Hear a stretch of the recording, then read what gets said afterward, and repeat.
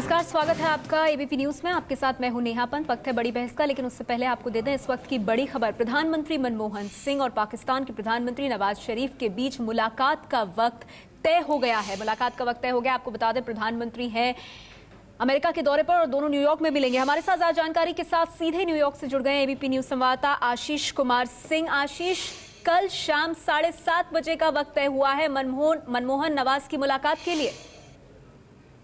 जी हाँ, बिल्कुल। बहुत समय से इंतजार था कि आखिर कब ये मुलाकात होनी है। उसका टाइमिंग और प्लेस तय नहीं कर पा रहे थे दोनों पक्ष मिलकर के। अभी हमें सूत्रों से जानकारी मिली है कि प्रधानमंत्री मनमोहन सिंह और नवाज शरीफ की मुलाकात न्यूयॉर्क के ही न्यूयॉर्क पैलेस होटल में इंडिया टाइम 7:30 और यूएस टाइम सुबह 10 बजे मुलाकात होनी है। ये वही होटल है नया जहां पर प्रधानमंत्री मनमोहन सिंह ठहरे हुए हैं। वहां नवाज शरीफ अपने होटल से आएंगे डॉक्टर मनमोहन सिंह से मिलने के लिए। इंडिया टाइम 7:30 बजे शाम को ये मुलाकात शुरू होगी। तकरीबन हमें बताया जा रहा है कि 1 घंटे तक ये मुलाकात चल सकती है दोनों नेताओं के बीच। हालांकि उसके बाद कोई औपचारिक तौर पर दोनों ही नेता एक साथ सामने आकर के प्रेस से बात नहीं करेंगे। फिलहाल अभी तक ऐसा प्लान है। अगर मीटिंग में ऐसा कुछ तय हो जाए दोनों लीडर्स के बीच की वो प्रेस से बात करना चाहे तो वो बात की बात होगी। अभी तक ऐसा कुछ प्लान नहीं किया गया है। सिर्फ मीटिंग होगी जिसके बाद दोनों ही पक्ष सेपरेट तरीके से अलग अलग अपने अपने होटल में जाकर के ब्रीफ कर सकते हैं। लेकिन दोनों की मुलाकात का वक्त तय हो गया है। शाम 7:30 बजे यह मुलाकात होगी। और जैसा मैंने आपको बताया कि डॉक्टर मनमोहन सिंह जहाँ ठहरे न्यूयॉर्क पैलेस होटल, जो कि बहुत प्रसिद्ध होटल है न्यूयॉर्क का, वहाँ नवाज शरीफ आएंगे और वहीं पर इन दोनों नेताओं की मुलाकात होगी। बहुत बहुत शुक्रिया आपका आशीष इस जानकारी के लिए। तो कल शाम 7:30 बजे का वक्त तय हुआ है भारतीय समय अनुसार, जब मनमोहन सिंह और नवाज शरीफ के बीच मुलाकात होगी। इस मुलाकात पर पूरे भारत की नजर होगी और इसके साथ ही साथ क्या संदेश देते हैं मनमोहन सिंह पाकिस्तान के प्रधानमंत्री को, ये भी देखने वाली बात होगी।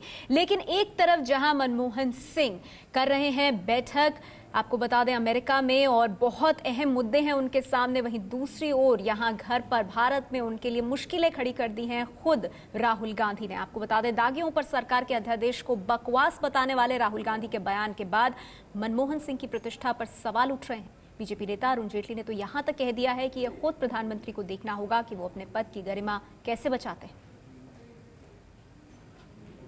My opinion on the ordinance is that it should be torn up and thrown away. Delhi के प्रेस क्लब में दिए राहुल गांधी के इस बयान से नाराज हैं प्रधानमंत्री मनमोहन सिंह। सूत्र बता रहे हैं कि राहुल के बयान से नाराज मनमोहन सिंह ने सोनिया गांधी से बात की और इसके बाद राहुल गांधी ने सफाई देते हुए मनमोहन सिंह को एक चिट्ठी भेजी जिसमें राहुल ने पीएम की तारीफ की। मेरे विचार कैबिनेट और कोर ग्रुप के विचार से मेल नहीं खाते। मैं ये भी जानता हूं कि हमारे राजनीतिक विरोधी इसका फायदा उठाएंगे। जिस तरह से बेहद मुश्किल हालात में आप नेतृत्व कर रहे हैं उसके लिए मेरे मन में काफी श्रद्धा है। मुझे उम्मीद है कि आप इस बेहद विवादास्पद मुद्दे के बारे में मेरे मजबूत इरादों को समझेंगे। राहुल अब पीएम की तारीफ वाली चिट्ठी लिख रहे हैं, लेकिन तीर कमान से निकल चुका था। राजनीति गर्म हो गई। बहस शुरू हो गई कि राहुल गांधी के बयान से पीएम की गरिमा गिरी है या फिर नहीं। प्रधानमंत्री के पद की जो गरिमा है और केंद्रीय मंत्रिमंडल की जो एक प्राइमेसी है शासन तंत्र में, कल उसको समाप्त कर दिया गया है। अब ऑर्डिनेंस को लोग वापस ले लेंगे तो एक अगर अनुचित कार्य से पीछे हट जाते हैं तो इससे किसी की प्रतिष्ठा नहीं जाती है। हालांकि जानकारों की राय से तो यही लगता है कि प्रधानमंत्री की छवि तो खराब हुई है। हमने तो कहा ही है कि उनको इस्तीफा देना चाहिए। अब लिखने के बाद तो इससे आगे कोई कह के क्या कह सकता है, लेकिन वो देंगे कि नहीं देंगे ये आगे की बात है। मुझे नहीं लगता कि वो देंगे, क्योंकि प्रधानमंत्री जैसा उनका व्यक्तित्व है कुछ ऐसा नहीं करेंगे कि सोनिया गांधी को उससे कोई एम्बैरेसमेंट हो। तो मुझे ऐसा नहीं लगता कि इस्तीफा देने जैसी बात है। राहुल गांधी ने कल जो कहा वो उनकी पार्टी का नज़रिया हो सकता है और मैं इसका स्वागत 2 वजहों से करना चाहता हूं। इसलिए नहीं कि राहुल गांधी ने कहा, बल्कि इसलिए कि राष्ट्रीय पार्टियां कम से कम एक अच्छी राजनीति की पहल तो करें। द हिंदू के संपादक सिद्धार्थ वरदराजन ने लिखा है, इसी महीने मॉस्को में G20 की बैठक से लौटते वक्त प्रधानमंत्री मनमोहन सिंह ने कहा था कि उन्हें राहुल गांधी के नेतृत्व में काम करने में खुशी होगी। अध्यादेश पर राहुल के तेवरों से अब भविष्य साफ नजर आने लगा है। जिस दिन राहुल गांधी ने यह बयान दिया उसी दिन प्रधानमंत्री के मीडिया सलाहकार रह चुके संजय बारू ने कह दिया कि राहुल के बयान से मनमोहन सिंह की विश्वसनीयता को धक्का लगा है, प्रधानमंत्री को इस्तीफा देना चाहिए। राहुल के बयान के बाद विवाद तो काफी हो रहा है, लेकिन सवाल भी कई उठ रहे हैं। राहुल गांधी ने अध्यादेश को तो बकवास कहा, लेकिन सरकार अब बिल का क्या करेगी? दागियों को चुनाव लड़ने से रोकने का कानून बनेगा या सुप्रीम कोर्ट का फैसला ही मान लिया जाएगा? यहां आपको बता दें कि पहले जो कानून था उसके मुताबिक 2 साल से ज्यादा की सजा पाए सांसद या विधायक 3 महीने के भीतर ऊपरी अदालत में अपील करते तो उनकी सदस्यता बच जाती थी। सुप्रीम कोर्ट ने अपने फैसले में कहा था कि 2 साल से ज्यादा की सजा मतलब सदस्यता रद्द। इसी फैसले के बाद सरकार एक अध्यादेश लेकर आई जो पास होने के लिए राष्ट्रपति के पास गया तो बवाल मच गया। लेकिन इस पूरे विवाद में सबसे अहम सवाल, अमेरिका से लौटने के बाद मनमोहन क्या करेंगे? मनमोहन रहेंगे या जाएंगे?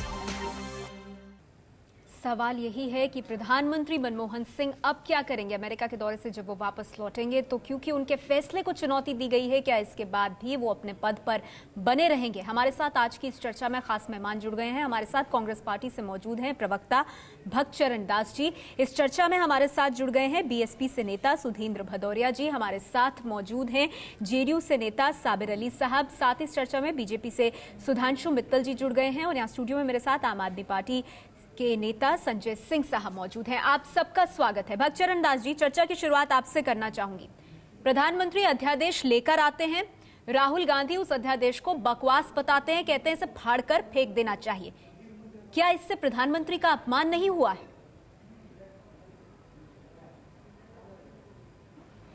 भक्तचरण दास जी से हम संपर्क फिर से साधने की कोशिश करेंगे। कुछ गड़बड़ी हुई है वहां पर, लेकिन बाकी मेहमानों के पास चलते हैं। इससे कोई अपमान नहीं होता है जब पार्टी के नेता जी बोलिए भक्तचरण दास जी।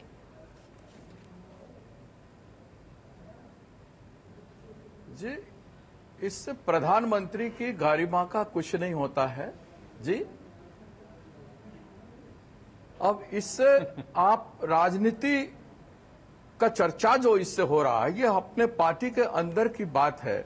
और जब पार्टी के नेता महसूस करते हैं जनता की भावनाओं को सम्मान करते हुए कि जनता की भावना के अनुरूप खड़े होते हैं, जरूरत पड़ने पर ये पार्टी का सरकार, पार्टी का लीडरशिप में जो सरकार है, उस सरकार का कोई निर्णय पर तो इसमें भक्तचरण दास जी एक बात बताइए, मिलिंद देवरा जो कि केंद्रीय मंत्री हैं, उन्होंने कहा कि ये अध्यादेश एक अच्छा संदेश नहीं देगा। इसके अलावा अनिल शास्त्री, आपकी पार्टी के पूर्व महासचिव, उन्होंने इस पर अपने रिजर्वेशंस जताए। मुझे लगता है कि आपकी पार्टी का कोई और नेता भी अगर इस तरह की बात करता तब भी यह अध्यादेश आगे जाता। ये राहुल गांधी हैं जिनके नेतृत्व में काम करने की खुशी जाहिर करते हैं प्रधानमंत्री मनमोहन सिंह। वो कह रहे हैं कि प्रधानमंत्री देश को जो अध्यादेश देने वाले थे वो कूड़ा है, वो बकवास है, उसको फाड़कर फेंक देना चाहिए। तो फिर सवाल ये उठता है कि जिसने उस अध्यादेश को बनाया यानी कि प्रधानमंत्री, क्या उन्हें बने रहने का हक है अपने पद पर?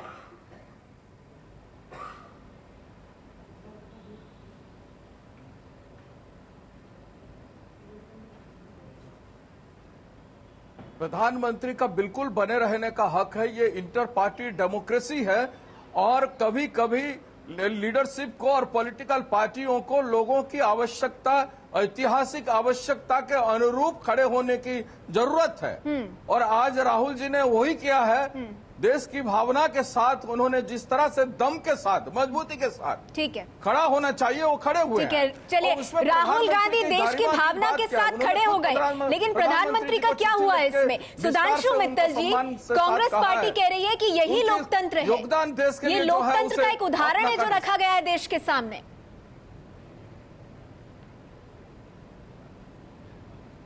कितना हास्यप्रद बयान दे रहे हैं मेरे दोस्त।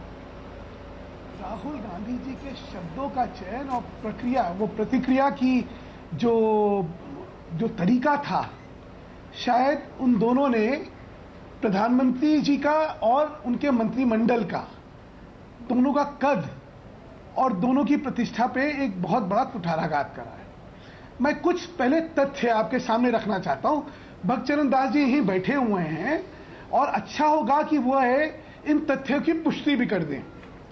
21 तारीख को मैंने कल कहा था और इनके प्रवक्ता ने कल झूठ बोल दिया सरेआम कि नहीं ये गलत है, इसलिए मैं आज इसको दोबारा आप सबके सामने रखना चाहता हूं। 21 तारीख को कांग्रेस का कोर ग्रुप मिलता है, जिसकी अध्यक्षता श्रीमती सोनिया गांधी करती हैं, और उस कोर ग्रुप में यह फैसला होता है कि यह अध्यादेश लाया जाए, और उसी कोर ग्रुप के फैसले के बाद 25 तारीख को मंत्रिमंडल मिलता है, वो इस अध्यादेश को लेके आता है जी। उसके 96 घंटे तक राहुल गांधी जी की अंतरात्मा जो है जागती नहीं है, यकायक एकदम से उनकी अंतरात्मा जागती है, अवतरित होती है, और वो देश के सामने प्रधानमंत्री जी और उनके मंत्रिमंडल के लोगों को बकवास काम कर रहे हैं, और जिसको कूड़े की टोकरी में फेंकने वाली चीज कहते हैं। अब इसमें प्रश्न ये उठता है कि ये इनकी अंतरात्मा की आवाज थी, या ये बहुत घटिया सा नाटक लिखा हुआ किसी घटिया से लेखक द्वारा था। मैं क्यों ये कह रहा हूं, उसका कारण समझिए। 21 तारीख को कोर ग्रुप में जब ये फैसला हुआ था, तो राहुल गांधी जी को ये फैसला पता नहीं था क्या? जिस समय 25 तारीख को मंत्रिमंडल में यह फैसला हुआ और अध्यादेश लाया गया, जब कांग्रेस के कोर ग्रुप ने कहा, तब उनको नहीं पता था क्या? ठीक है, फिर क्या हो गया? ठीक है सुधांशु मित्तल जी, आप कह रहे हैं कि क्या ये पूरी स्क्रिप्ट पहले से लिखी हुई थी? क्या विपक्षी पार्टियों को इसका फायदा ना मिले, बीजेपी को या आम आदमी पार्टी को इसका फायदा ना मिल जाए? कहीं इस वजह से ये स्क्रिप्ट रचकर आगे तो नहीं बढ़े राहुल गांधी और इस तमाम पूरे घटनाक्रम में किरकिरी हुई सरकार की? इस पर हम आगे चर्चा करेंगे, हमारे साथ बाकी मेहमान मौजूद हैं, उनसे भी बात करेंगे, लेकिन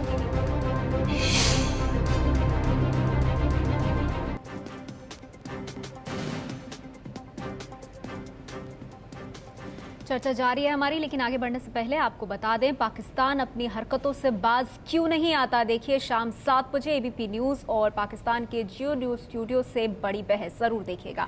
हम एक बार फिर से रुक करते हैं हमारी आज की चर्चा का कि क्या प्रधानमंत्री इस्तीफा देंगे। हमारे साथ सभी मेहमान बने हुए हैं। साबिर अली जी, आपसे जानना चाहूंगी, आप राहुल गांधी के फैसले के साथ हैं, तो फिर देश के प्रधानमंत्री ने देश के लिए जो फैसला लिया उसका क्या?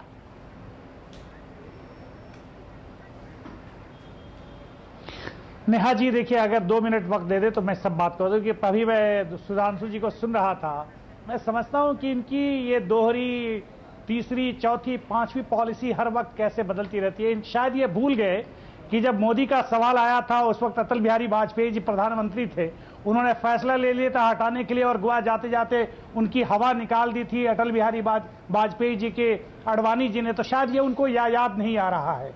और अभी अभी आपके इनके बनाए गए सो कॉल्ड आने वाले जो मुखौटा इन्होंने तैयार किया है आने वाले 2014 का, वो कच्छ से जाके भाषण दे रहे थे और यहां प्रधानमंत्री लाल किला से, तो वो अपमान नहीं था। इनकी जो मापदंड है रोज बदलती है, कभी ये पत्थर से तौलते हैं, कभी लोहा से तौलते हैं, कभी चांदी से तौलते हैं, और इनका ये अपना एक अंदाज है।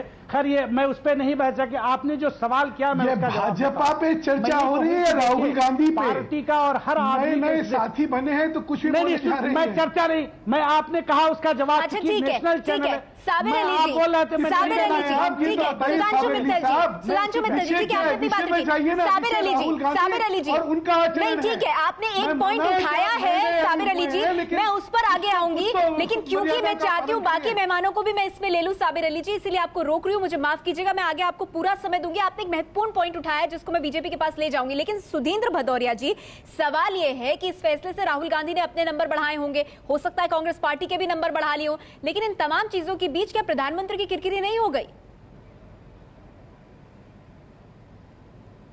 देखिए, इस समय एक नई और विशेष परिस्थिति पैदा है। प्रधानमंत्री जी और उनकी सरकार ने एक ऑर्डिनेंस पेश किया, मुहिम राष्ट्रपति जी के पास भी भेजा, उस पर भी हस्ताक्षर नहीं हुए। राहुल गांधी जी ने बयान दिया कि ये बहुत ही बकवास चीज है, इसको फाड़ के फेंक देना चाहिए। वो कांग्रेस पार्टी के बहुत ही महत्वपूर्ण नेता हैं और शायद कुछ लोग ऐसा भी मानते हैं प्राइम मिनिस्टर इन वेटिंग हैं। भक्त चरण दास जी हमारे पुराने मित्र हैं, वो भी कह रहे हैं कि उनकी राय जो है बहुत महत्वपूर्ण है और जन भावनाओं को ख्याल रखा जाए। कांग्रेस पार्टी के कई महत्वपूर्ण नेताओं ने, जिसमें 2 नाम आपने गिनाए थे और 2 नाम मैं भी उसमें गिनाई देता हूं, उनके जो विदेश मंत्री जी हैं उन्होंने भी कुछ इसी तरह की राय रखी है। कल अजय माखन जी ने भी कह दिया कि अगर राहुल गांधी जी ने कहा तो यही पार्टी की भी राय है और यही सरकार मैं फिर आपके पास लौटूंगी। आप अहम बात कह रहे हैं, लेकिन क्योंकि मैं बस वक्त कम है सर इस सेगमेंट में, इसीलिए मैं संजय सिंह जी आपसे जानना चाहूंगी इसी बात को आगे बढ़ाते हैं। भदौरिया साहब जो कह रहे हैं कि राहुल गांधी की बात को सर्वमान्य माना गया है और प्रधानमंत्री के फैसले को पलटने की बात आ गई, तो फिर इसे क्या समझा जाए? देखिए, कल से कांग्रेस पार्टी के नेताओं पे बड़ी दया आ रही है। राहुल गांधी के बयान के पहले सारे लोग ऑर्डिनेंस को डिफेंड कर रहे थे, लेकिन कल के बाद कांग्रेस ही राहुल और राहुल ही कांग्रेस जैसी स्थिति हो गई है।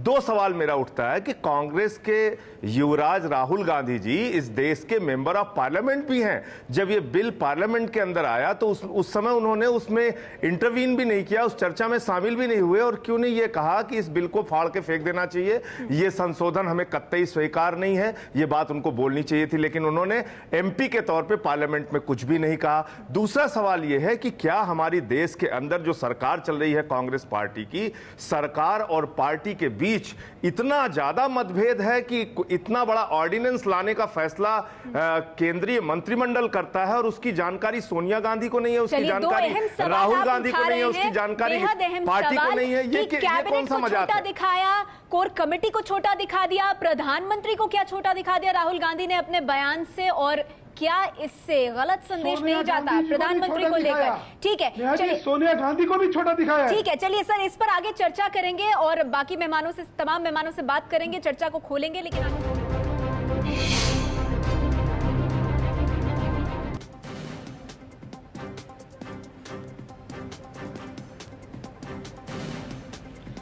चर्चा जारी है हमारी कि दागियों को बचाने के अध्यादेश पर सरकार की हुई किरकिरी के बाद क्या प्रधानमंत्री मनमोहन सिंह इस्तीफा देंगे? हमारे साथ सभी मेहमान बने हुए हैं, लेकिन चर्चा आगे बढ़ाने से पहले इरफान साहब के आज के इस मुद्दे पर जो उन्होंने कार्टून बनाया उस पर नजर डाल लेते हैं। सर, मीडिया पूछ रहा है कि क्या प्रधानमंत्री इस्तीफा देंगे, और मनमोहन सिंह कह रहे हैं कि राहुल जी और मैडम से पूछता हूं। तो ये हालत हो गई है, इस प्रकरण के बाद ये हालत हो गई है। भक्तचरण दास जी, सीधा सवाल मेरा आपसे, लोग ये जानना चाहेंगे कि प्रधानमंत्री अपने पद पर क्यों बने हैं जब उनकी कोई सुनता ही नहीं है?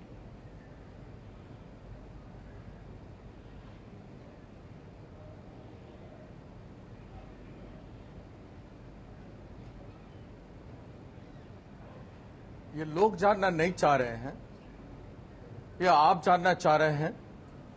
और आज जब देश के सामने कई चुनौतियां हैं, ऐसे समय पर देश के जनता चाहते हैं कि देश मजबूत रहे, प्रधानमंत्री मजबूत रहे।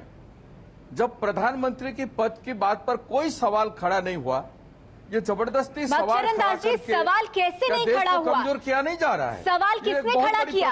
क्या आप ही की पार्टी के युवराज और महासचिव राहुल गांधी ने ये सवाल नहीं खड़ा किया? भावनाओं का इज्जत, जो बात उन्होंने 3 मिनट की प्रेस कॉन्फ्रेंस में कही, सर क्या वो पार्टी के भीतर इसे नहीं कह सकते थे?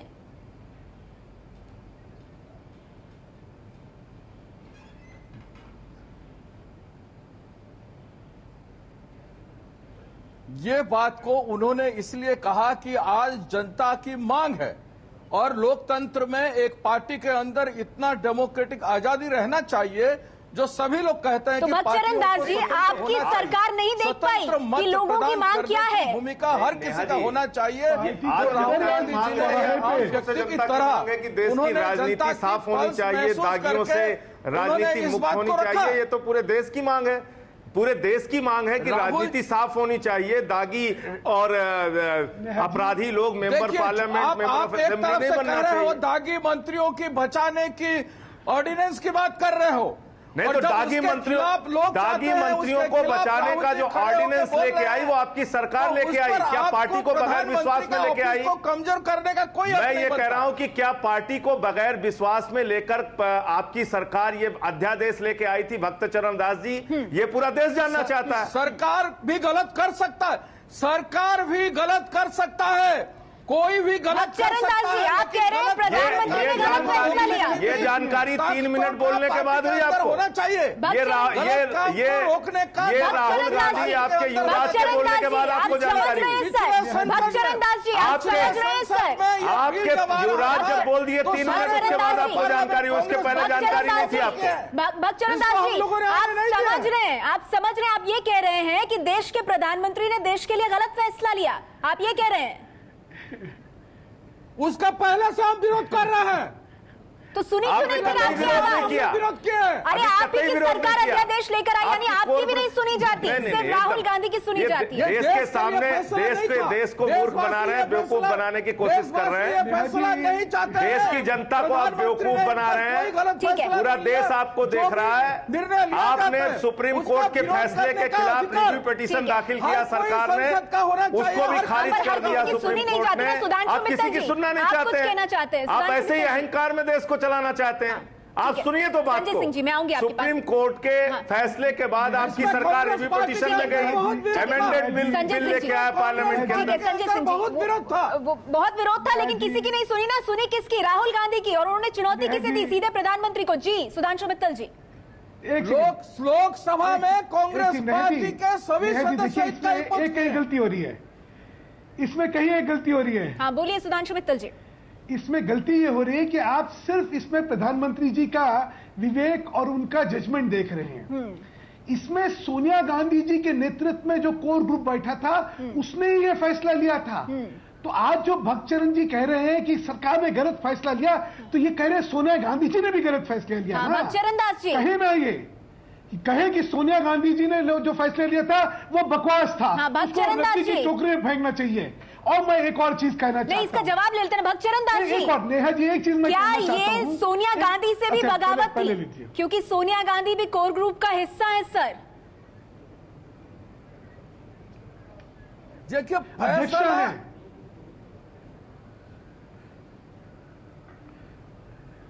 फैसला कोई भी ले, कोई भी फैसला हो, लेकिन व्यक्ति की आजादी होना चाहिए उसको विरोध करने का। सर आजादी इतनी होनी चाहिए कि सीधे प्रधानमंत्री के फैसले को चुनौती नहीं दी जाए। साबिर अली साहब, सवाल यहाँ पर ये उठता है, जैसे संस्था साबिर अली साहब, इस लोकतंत्र में तो आप भी रहते हैं, मैं भी रहती हूँ, लेकिन हमारी व्यक्तिगत राय को तो कोई मायना होगा नहीं उसका। वो तो प्रधानमंत्री को चुनौती नहीं दे सकती ना वो राय, तो सिर्फ राहुल गांधी चुनौती दे सकते हैं, वो भी ऐसी चुनौती कि फैसला पलटने की नौबत आ जाए। देखिए ऐसा है, क्यों नहीं? आपकी व्यक्तिगत राय नहीं हो तो इतने लोग आपको सुनते हैं क्या? में रखा आपका राय को भी लोग सुन रहे हैं, आपकी बात को भी लोग देख रहे हैं। ठीक है भक्तचरण दास जी, साबिर अली जी से मेरा जी उनको जवाब देने दीजिए। एक मिनट जी, ऐसा है कि जिस परिस्थिति में, और हम सिर्फ इतना जानते हैं कि उन्होंने जो बात कही और वो देश हित में है और इसका हम स्वागत करते हैं। उनके अंदरूनी फैसला कैसे होते हैं, सरकार के कोर ग्रुप में कौन कौन लोग हैं, ये मित्तल जी ज्यादा जानते हैं, चूंकि इनके यहाँ कोर ग्रुप नहीं, लेकिन साबिर अली साहब ऐसा नहीं हो सकता ना सर कि आप राहुल गांधी के फैसले का तो समर्थन करें, लेकिन उसके बाद जो एक बड़ी स्थिति है कि कैबिनेट, कोर ग्रुप, प्रधानमंत्री सबको अंडरमाइन किया जाए। हमने उस बात की स्वागत, देखिए नेहा जी आप सुनेंगे नहीं तो फिर आप दूसरे को सुनती है, हमारे सुनती नहीं है, हमारा भी कभी कभी सुन लीजिए, मेरी गुजारिश है। मैंने कहा कि जो ये बिल है, अगर कोई भी बिल आता है, मैं साथ साथ ये भी कहता चलूं, उसका सबसे बेहतरीन और प्लेटफॉर्म है देश का कानून बनने का, संशोधन करने का, बनाने का, कम करने का, ज्यादा करने का पार्लियामेंट है, पटल है, वहां पेश हुआ नहीं हुआ, इसकी इतनी जल्दीबाजी नहीं थी। लेकिन ये कहने का औचित्य किसको है कि जिसके यहाँ ऐसे फैसले नहीं होते?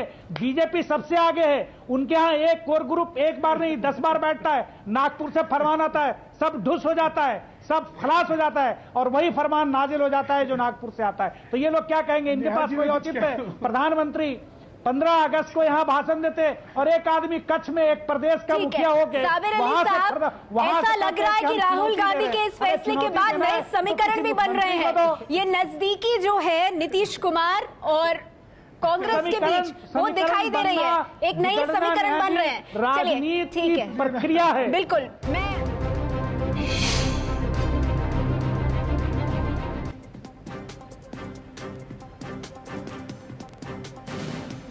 चर्चा जारी है हमारी कि क्या प्रधानमंत्री इस्तीफा देंगे। सुधांशु मित्तल जी, मैं आपसे जानना चाहूंगी, आपकी पार्टी तो हमेशा कहती रही है कि प्रधानमंत्री रिमोट कंट्रोल से चलते हैं, तो फिर इस बार नया क्या हुआ? आपको क्यों प्यार आ रहा है प्रधानमंत्री पर इस वक्त? मैं दो चीज कहना चाहूंगा। अभी तक तो रिमोट कंट्रोल से चलते थे, लेकिन जो बेइज्जती हुई है तो उसके लिए शायद मनमोहन जी कह रहे हैं कि निकलना खुल्द से आदम का सुनते आए हैं, लेकिन बड़े बेआबरू होके तेरे कूचे से हम निकले।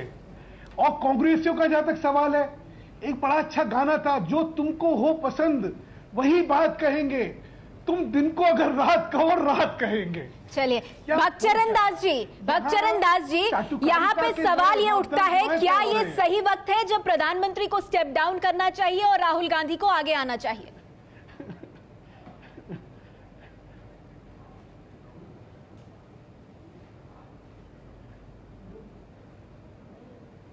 जिस भारतीय जनता पार्टी का 31% प्रतिनिधि अपराधी बैकग्राउंड से आते हैं और गुजरात जैसे उनका प्रमुख स्टेट माना जाता है, वहां कन्विक्टेड मंत्री ये मेरे सवाल का जवाब नहीं पर बैठे हुए हैं। हमारे राहुल गांधी को प्रधानमंत्री से कमान लेनी चाहिए, नहीं उठाए, उनको कोई नैतिकता नहीं बनता है कि हमारे इस विषय पर चर्चा करें।